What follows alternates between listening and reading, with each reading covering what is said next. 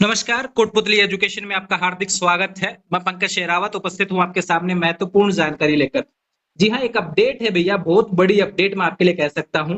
हितकारी निधि एक राजस्थान में यहाँ पर मतलब योजना चलती है, उसके तहत यहाँ पर छात्रवृत्ति मिलती है 11,000 रुपए। किस किस को मिलती है उसके बारे में हम बात करने वाले हैं।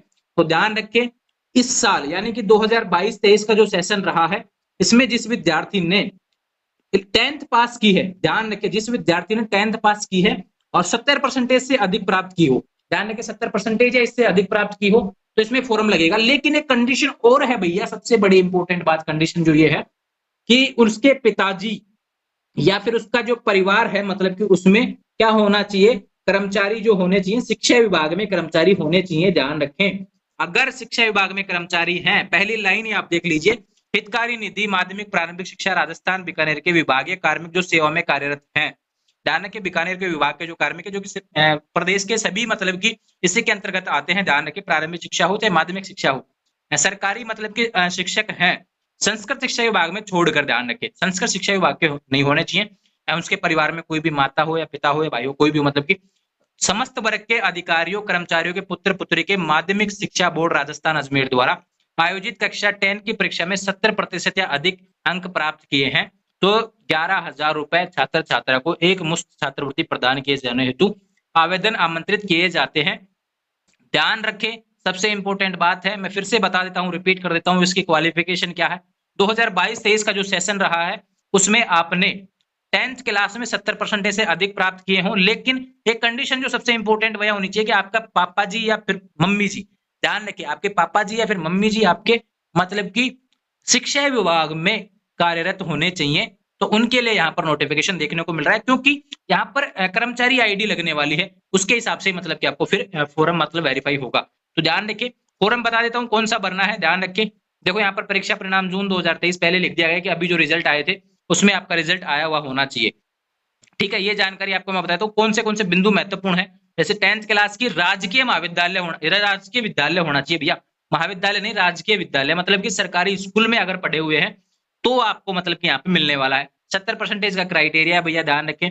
दूसरी चीज आपको बता दूं कि 950 छात्र छात्राओं को यहाँ पर दी जाएगी और 50 छात्र छात्राएं वरिष्ठ उपाध्याय संस्कृत के उत्तीर्ण के हों तो उनको दी जाएगी। अब दूसरी चीज आपको बता देता हूँ कि टोटल 1,000 हो गया, मतलब 950 एक और 50 एक, इस तरीके से 1,000 छात्र छात्राओं को 11,000 रुपए दिए जाएंगे। अब आपको बता देता हूं भैया, सबसे इंपॉर्टेंट बात यहाँ पर क्या है कि एक फॉर्म दिया हुआ है, उस फॉर्म को आपको भरकर जमा करवाना है।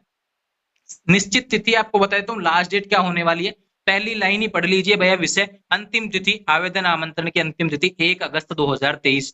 1 अगस्त 2023 से पहले आपको प्रोसेस करनी होगी।